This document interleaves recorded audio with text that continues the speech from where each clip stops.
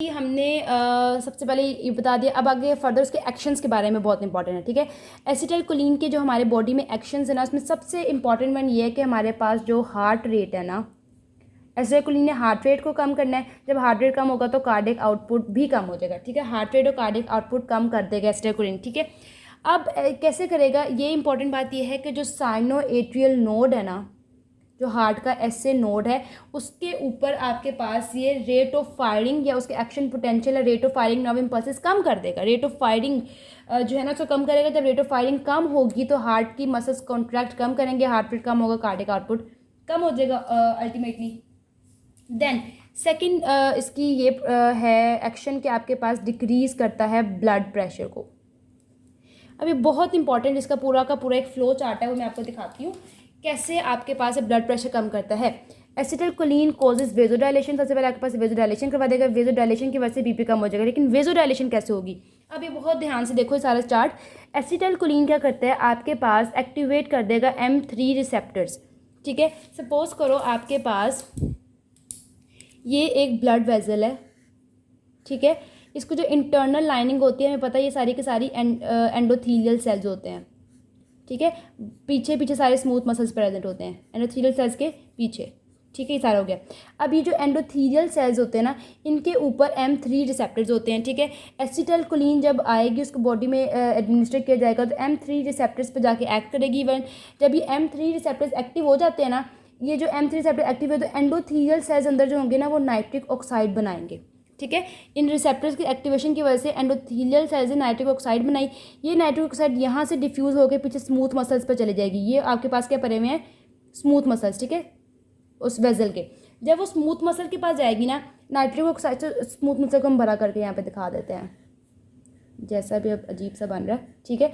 Nitric oxide थी, endothelial cell था यहाँ पे आपके पास एक, एंडोथीलियल सेल में नाइट्रिक ऑक्साइड बनी, ठीक है। नाइट्रिक ऑक्साइड बनने के बाद चलेगी स्मूथ मसल में। अब स्मूथ मसल के अंदर जब जाएगी ना तो प्रोटीन काइनेज जी की प्रोडक्शन होगी। इस स्मूथ मसल के अंदर क्या बनेगी, प्रोटीन काइनेज जी। इसको और बड़ा कर लेते हैं, ठीक है। नाइट्रिक ऑक्साइड आई, नाइट्रिक ऑक्साइड की वजह से आपके पास प्रोटीन काइनेज जी बन गया, ठीक है। अब प्रोटीन काइनेज जी जब बन जाएगा तो इस एंजाइम ये क्या करेगी, प्रोटीन फोस्फोडाइएस्टरेज एक एंजाइम है 3, उसको वो इनहिबिट हो जाएगा। जब ये एंजाइम इनहिबिट हुआ तो इस स्मूथ मसल की क्या हो जाएगी, आपके पास हाइपर पोलराइजेशन होनी है। Hyperpolarisation plus hyperpolarisation होगी, जाहिर है, तो फिर आपके पास रिलैक्सेशन हो जाएगी, क्योंकि फिर डीप हाइपर पोलराइज हो रहा है ना, मतलब आगे फर्दर कॉन्ट्रैक्ट स्टेट डीप देखो ना, हाइपर पोलराइजेशन हुई है, डैट मीन्स कि फर्दर नर्व इम्पल्सेस कंडक्ट नहीं होंगी, उसकी टोन खत्म हो जाएगी, ठीक है। जब और क्या हो जाएगा, रिलैक्स स्टेट में चला जाएगा। क्या हो रहा है, सबसे पहले एसिटाइलकोलिन आया, M3 रिसेप्टर्स पे किया, एंडोथीलियल सेल्स में नाइट्रिक ऑक्साइड बनी जो कि स्मूथ मसल के पास गई, प्रोटीन काइनेज जी बना दी। प्रोटीन काइनेज जी ने फोस्फोडाइएस्टरेज 3 एंजाइम है उसको इनहिबिट कर देना है, और उसकी वजह से इनहिबिट होने की वजह से क्या हो जाएगा, आपके पास हाइपर पोलराइजेशन हो जाएगी स्मूथ मसल की, ठीक है। हो सकता है किसी भी पोटेशियम चैनल को रेगुलेट कर रहा हो ये फोस्फोडाइएस्टरेज 3, ठीक है। जब फोस्फोडाइएस्टरेज इनहिबिट हो गया तो वो पोटेशियम चैनल खुल जाएगा, पोटेशियम अंदर आ जाएगा, हाइपर पोलराइजेशन हो जाएगी और मसल इन टर्न रिलैक्स हो जाएगा। तो इस तरह आपके पास बीपी कौन कम कर देगा, एसिटाइलकोलिन। ये आपके पास हो गया। अब इसके अदर एक्शंस क्या होते हैं, एक तो इसने हार्ट रेट कम कर दिया, बीपी कम कर दिया, कार्डियक आउटपुट कम कर दिया। अदर एक्शन इसके जीआईटी पे होते हैं। जीआईटी में जब एसिटाइलकोलिन हम सिक्रीट करते हैं ताकि सलाइवा की सिक्रीशन ज़्यादा करवा देगा, ठीक है। गैस्ट्रिक एसिड की सिक्रीशन ज़्यादा करवा देता है। इंटेस्टाइन मोटिलिटी जो है वो इंक्रीज़ करवा देगा, सिक्रीशंस करवाएगा इंटेस्टाइन की। और लंग्स पे या आपके रेस्पिरेटरी सिस्टम पे इसका ये इफेक्ट होता है कि जो हमारे ब्रोंक्यूल्स होती है ना उसको कॉन्स्ट्रिक्ट करवा देता है, ठीक है। और ब्रोंक्यूलर जो आपके पास सिक्रीशंस होती हैं उनको भी ज़्यादा करवा देता है, ठीक हो गया।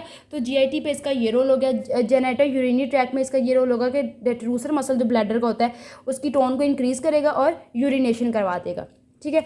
आइज़ में क्या रोल होता है, आइज़ में ये करता है हमारे नियर विजन, ये हमारी अकोमोडेशन फॉर नियर विजन है ना उसमें हेल्प करता है, और मियोसिस करवाता है, मतलब कि प्यूपिल की कंस्ट्रक्शन करवाता है, ठीक है।